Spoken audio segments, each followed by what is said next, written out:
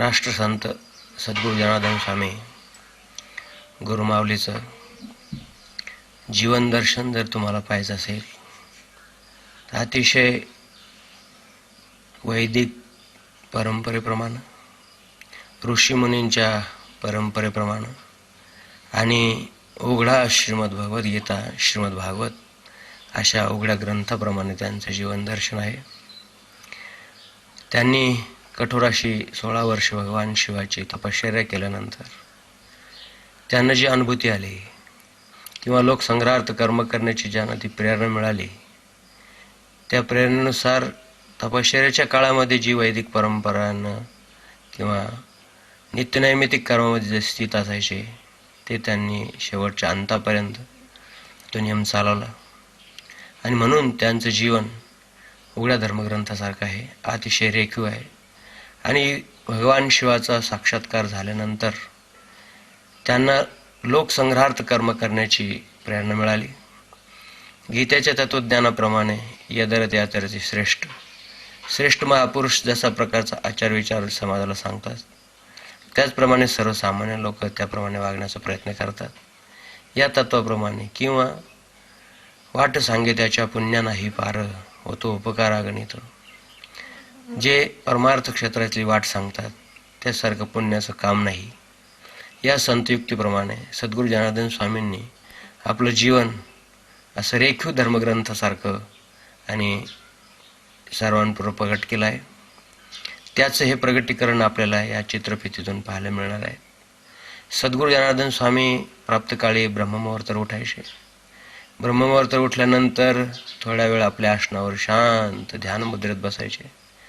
नंतर या भूमातेचं दर्शन घ्यायचे, नंतर हाताचं दर्शन घ्यायचे आणि त्यानंतर स्नानसंध्यादी जे अनेक कर्म वेदामध्ये सांगितले आहे त्या अनेक कर्मामध्ये स्थित म्हणून स्नान आवरलं की अनेक भगवान शिवाचे स्तोत्र, भगवान विष्णूचे स्तोत्र अशा प्रकारचा समुच्चय असणारी नित्यनिमिधी याचा पाठ व्हायचा.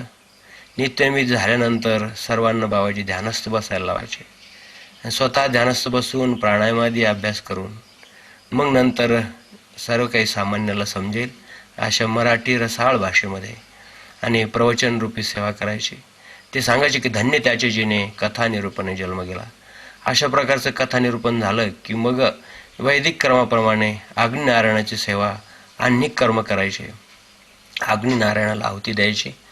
आणि हे सर्व झाल्यानंतर थोडंसं अल्पसा फलाहार घेतल्यानंतर बाबाजी आपल्या पर्णकुटीतून बाहेर यायचे आणि लोकसंग्रहार्थ कर्म म्हणून मग गायीची सेवा, या भूमातेची सेवा आणि या सेवेतून काही मुलांना चांगल्या प्रकारचं मार्गदर्शन, काही समाजातील भक्त लोकांना चांगल्या प्रकारचं मार्गदर्शन आणि हे सर्व देत देत गोशाळा कशी असावी, विद्यार्थ्यांनी शिक्षण कशा प्रकारचं घ्यावं, गुरुकुल पद्धतीचं शिक्षण पाहिजे आणि शिक्षणामध्ये प्रायोगिक तत्व जास्त पाहिजे की स्वतः अगोदर केलं पाहिजे मग सांगितलं पाहिजे, अनुभव घेतला पाहिजे.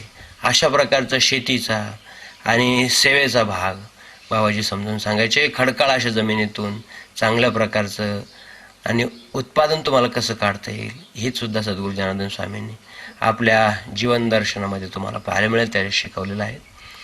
मुलांनी गुरुची सेवा केली पाहिजे, गायीची सेवा केली पाहिजे, मग त्याला विद्या मिळते अशी आपली परंपरा आहे.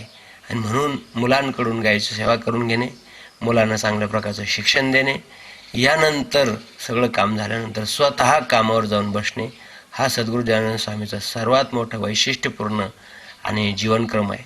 सकाळपासून तर दुपारपर्यंत, दुपार परत स्नान करायचं, परत अनेक कर्म करायचे, परत अग्नीची सेवा म्हणून अग्नीला आहुती द्यायची आणि परत थोडासा अल्पासा फलाहार घेतल्यानंतर आणि परत शेतीचा उद्योग, विद्यार्थ्यांची सेवेचा उद्योग, चांगले सुसंस्कार देण्याचा भाग कामावर येणाऱ्या सर्वसामान्य आणि जनताला बाबाजी समजून सांगायचे.